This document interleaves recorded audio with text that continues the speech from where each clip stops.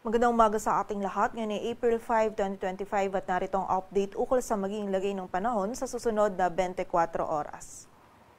Patuloy pa rin umiiral ang Intertropical Convergence Zone or ITCZ dito sa Southern Mindanao kung saan ngayong araw ay patuloy pa rin itong magdudulot ng mga pag-ulan, pagkidlat at pagkulog sa malaking bahagi ng Mindanao. So patuloy pong pag-iingat para sa ating mga kababayan dyan sa posibilidad pa rin ng mga pagbaha at pagguho ng lupa. Samantala, ang northeasterly wind flow naman ay nakakaapekto pa rin dito sa extreme northern Luzon kung saan magdadala pa rin ito ng mga may hinang pag-ulan or pag-ambon dito sa area ng Batanes at Babuyan Island. Samantala, sa malaking bahagi naman po or sa nalalabing bahagi ng ating bansa ay patuloy pa rin umiiral ang easterlies o yung mainit na hangin mula sa dagat Pasipiko at magdadala pa rin po ito ng mainit at maalinsangan na panahon lalong-lalo na sa tanghali at meron pa rin tayong posibilidad ng mga isolated o yung mga biglaang pag-ulan, pagkidlat at pagkulog. And sa kasalukuyan ay wala po tayong minomonitor na bagyo or low pressure area na maaaring makaapekto dito sa ating bansa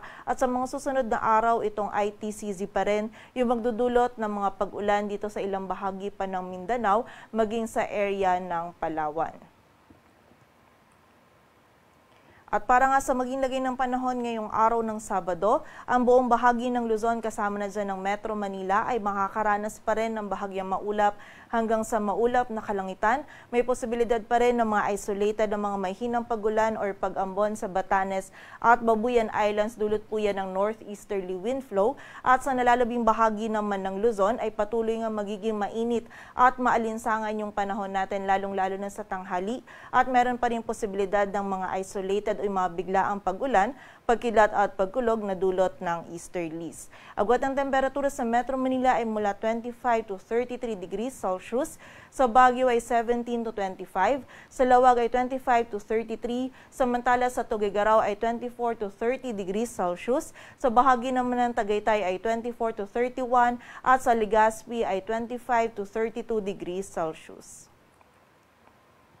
Samantala sa bahagi naman ng Visayas at Mindanao, ngayong araw itong bahagi ng Davao Region, Sorsogon, Zamboanga Peninsula, maging ang Basilan, Sulu at Tawi-Tawi ay patuloy pa rin makakaranas ng maulap na kalangitan at ng mga pag-ulan, pagkidlat at pagkulog dulot ng ITCZ. Ito pong mga pag-ulan nito ay mga katamtaman at kung minsan ay mga malalakas na pag-ulan, kaya patuloy pa rin po pag-iingat para sa ating mga kababayan sa posibilidad ng mga pagbaha at pagguho ng lupa. Samantala, ang nalalabing bahagi naman ng Mindanao, maging ang buong bahagi ng Visayas at ang area din ng Palawan ay patuloy ding makakaranas ng bahagyang maulap hanggang sa maulap na kalangitan at mayroong posibilidad pa rin ng mga isolated o yung mga biglaang pag-ulan, pagkilat at pagkulog na dulot ng easterlies. Yung mga regional offices po natin is nagpapalabas pa rin ng mga thunderstorm advisories or mga babala ukol sa mga pag-ulan nito. Agwat ang temperatura sa Zamboanga ay mula 25 to 33 degrees Celsius,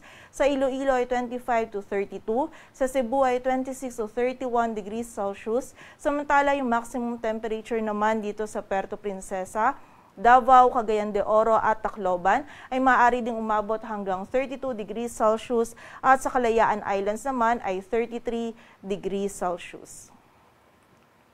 At para naman sa heat index or yung damang init, kahapon ng Biyernes, yung computed heat index natin dito sa Metro Manila ay mula 37 to 39 degrees Celsius at yung highest computed heat index naman po natin kahapon ay 48 degrees Celsius sa Dagupan City, Pangasinan, samantala 43 degrees Celsius naman sa Virac, Catanduanes at 42 degrees Celsius sa Masbate City at sa Zamboanga City. At ngayong araw naman po ay patuloy nga magiging mainit at maalinsangan pa rin yung panahon na ating mararanasan sa malaking bahagi ng ating bansa kung saan yung forecast heat index po natin dito sa Metro Manila ay mula 36 to 40 degrees Celsius at sa Dagupan City,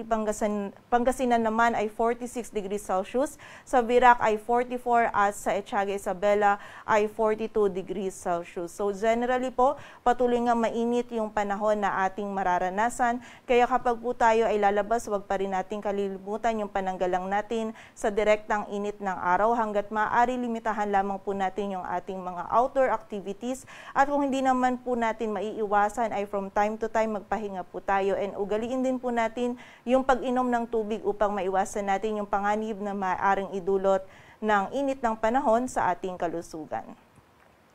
At para naman sa lagay ng dagat baybayin ng ating bansa, wala po tayo nakataas na gale warning. Ngunit iba yung pag-iingat pa rin para sa mga kababayan natin na maglalayag dito sa extreme northern Luzon sapagkat magiging katamtaman hanggang sa maalon pa rin po yung lagay ng ating karagatan.